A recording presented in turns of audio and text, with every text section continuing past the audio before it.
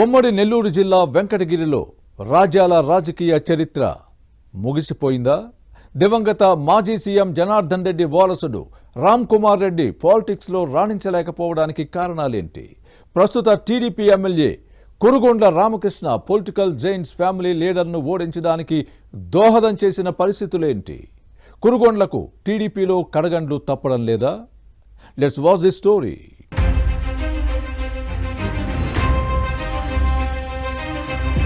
ఉమ్మడి నెల్లూరు జిల్లా వెంకటగిరి నియోజకవర్గ పాలిటిక్స్ ఎప్పుడు వైబ్రేటింగ్ గానే ఉంటాయి. ఒకప్పుడు వెంకటగిరి రాజాలు చెప్పిందే వేదం శాసనంగా ప్రజలు భావించేవారు.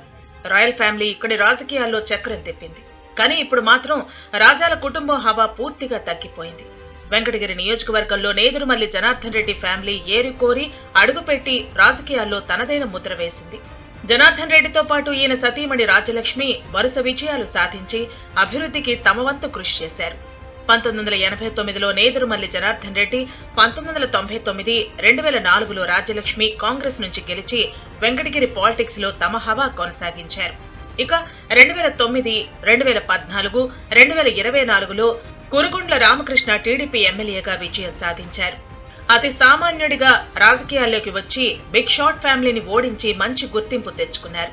దీంతో వెంకటగిరిలో నేదురుమల్లి ఫ్యామిలీ రాజకీయ ఆధిపత్యానికి తెరపడింది.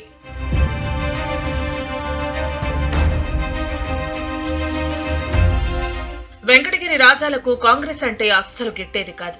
టీడీపీ ఆవిర్భావంతో పెద్దగా రాజాగా పిలిచే బీవీఆర్కే యాచేంద్ర పార్టీలో చేరారు. ఎన్టీఆర్ దగ్గర ఈయనకు మంచి గౌరవం ఉండేది.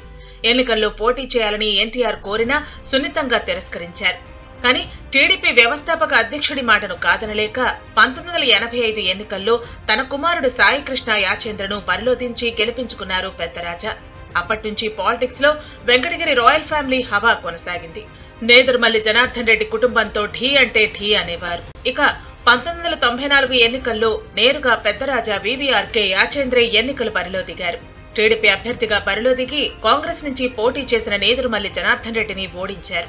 అనంతరం 2004లో ఈయన కుమారుడు సాయికృష్ణ యాచేంద్ర తెలుగుదేశం అభ్యర్థిగా పోటీ చేసి హస్తం పార్టీ నుంచి బరిలో దిగిన నేదురుమల్లి రాజ్యలక్ష్మి చేతిలో ఓడిపోయారు. వెంకటగిరి రాయల్ ఫ్యామిలీ నుంచి థర్డ్ జనరేషన్ నేత ప్రస్తుత వారసుడు సర్వజ్ఞ యాచేంద్ర టీడీపీతో విభేదించి వైసీపీకి మద్దతు పలికారు. 2019లో వెంకటగిరి రాజాలు తమ శత్రుత్వం మరిచి జగన్తో చేతులు కలిపారు. అప్పట్లో వైసీపీ తరపున పోటీ చేసిన ఆనం రామనారాయణ రెడ్డి గెలుపు కోసం పనిచేశారు. అందుకు ప్రతిఫలంగా సాయికృష్ణ యాచేంద్రకు ఎస్వీబీసీ చైర్మన్ పదవి లభించింది.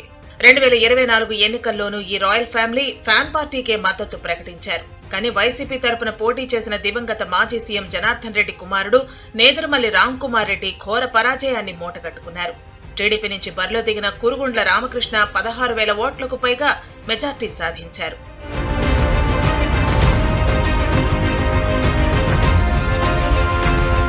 ఎమ్మెల్యే కురుగొండ్ల రామకృష్ణ వెంకటగిరిలో అభివృద్ధి కార్యక్రమాలను అమలు చేస్తున్నారు. జగన్ ప్రభుత్వంలో పలు అక్రమ కేసులు బనాయించినా లెక్క చేయలేదు. టీడీపీ శ్రేణులకు అండగా ఉంటూ వచ్చారు. అన్న క్యాంటీన్లని జగన్ మూత వేయించినా రామకృష్ణ తన సొంత డబ్బుతో నిర్వహించారు. అందుకే రాజాల మద్దతుతో తనపై పోటీ చేసిన దివంగత మాజీ సీఎం జనార్దన్ రెడ్డి వారసుడు నేదురుమల్లి రామ్ కుమార్ రెడ్డిని ఓడించారు.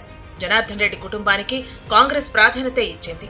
ఎమ్మెల్సీ, ఎమ్మెల్యే, ఉమ్మడి రాష్ట్ర ముఖ్యమంత్రి, లోక్సభ, రాజ్యసభ ఎంపీగా జనార్దన్ రెడ్డి పనిచేశారు.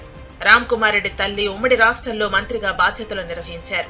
కానీ రామ్ కుమార్ రెడ్డి మాత్రం కాంగ్రెస్ ను కాదన్నారు. 2014 ఎన్నికల తర్వాత హస్తం పార్టీని వీడి బీజేపీలో చేరి ఆ తర్వాత వైసీపీలోకి వచ్చారు.